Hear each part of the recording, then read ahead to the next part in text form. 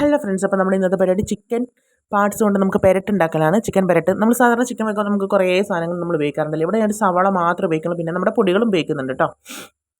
അപ്പോൾ നമുക്ക് എങ്ങനെ ഉണ്ടാക്കാം നമുക്ക് നോക്കാം. അപ്പോൾ ഞാൻ 2 വലിയ സവാള എടുത്തിട്ട് അരിഞ്ഞിട്ടുണ്ട്. എന്നിട്ട് അത് ചീനച്ചട്ടിയിൽ വെളിച്ചെണ്ണ അല്ലെങ്കിൽ ഓയിൽ നിങ്ങളുടെ ഇഷ്ടം, എന്നിട്ട് നന്നായിട്ടൊന്ന് വഴറ്റിയെടുക്കുക. അധികം വഴലണ്ട, എന്നാലും വഴലുകയും ചെയ്യണം. പിന്നെ പൊടികളായിട്ട് ഞാൻ മല്ലിപ്പൊടി, മുളക് പൊടി, മല്ലിപ്പൊടി കുറച്ച് അധികം എടുക്കണം കേട്ടോ. മല്ലിപ്പൊടി, മുളക് പൊടി, ഗരം മസാല, ചിക്കൻ മസാല, മഞ്ഞൾപ്പൊടി, ഇത്രയും സാധനങ്ങൾ സവാളയിൽ ഇട്ടിട്ട് നല്ലോണം മിക്സാക്കി എടുക്കുന്നുണ്ട്. ശേഷം ഞാൻ ഇത്തിരി പെരിഞ്ചീരകവും ഇത്തിരി കുരുമുളകും കൂടി ഇതിനെ കൂടെ ആഡ് ചെയ്യുന്നുണ്ട്. ഇതെല്ലാം കൂടി നല്ലോണം ഒന്ന് ചൂടായി വരുന്ന സമയത്ത് നമ്മൾ കഴുകി വെച്ചിരിക്കുന്ന ചിക്കൻ്റെ പാർട്സ് ഇടുകയാണ് ചെയ്യുന്നത്.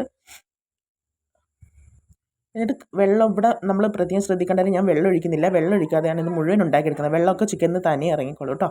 നമുക്ക് മൂടി വെച്ച് വേവിക്കാം. നല്ലോണം ഒന്ന് മൂടി വെച്ച് വേവിക്കാം. പിന്നെ വെള്ളം ഒഴിക്കാത്തതുകൊണ്ട് നമ്മൾ അടുത്ത് തന്നെ വേണം. ചിക്കൻ നല്ലോണം വെന്ത് ഒരുവിധം വെള്ളം വന്നിട്ടുണ്ട്, എന്നുണ്ടെങ്കിൽ കിടന്ന് വെള്ളം വന്നിട്ടുണ്ട്. ഒരു നല്ലോണം വെന്തിട്ടുണ്ട് കേട്ടോ. ഈ സമയത്ത് നമുക്ക് വേണമെങ്കിൽ ഇങ്ങനെ വേണമെങ്കിൽ സെമി ഗ്രേവി ആയിട്ട് ഉപയോഗിക്കാം, അല്ലെങ്കിൽ തുറന്ന് വെച്ചിട്ട് വെള്ളം ഒന്ന് വറ്റാൻ വരെ കാത്തു നിൽക്കുക. ശേഷം നമുക്ക് മല്ലിയില തൂവിയിട്ട് നമുക്ക് ഉപയോഗിക്കാം കേട്ടോ. മല്ലിയില വേണ്ടവർക്ക് മല്ലിയില ഇടാം, അല്ലാത്തവർക്ക് അത് സ്കിപ്പ് ചെയ്യാം. ഇപ്പോൾ നമ്മൾ ഇഞ്ചിയും പച്ചമുളകും വെളുത്തുള്ളിയും തക്കാളിയും ഒക്കെ വേണം ഒരു ചിക്കൻ കറി വെക്കണമെങ്കിൽ അല്ലേ. പക്ഷേ ഇതിൽ ഞാൻ വെറും സവാള മാത്രമാണ്. ഈസി ആയിട്ട് നമുക്ക് ചിലവ് കുറഞ്ഞൊരു പരിപാടിയാണിത്.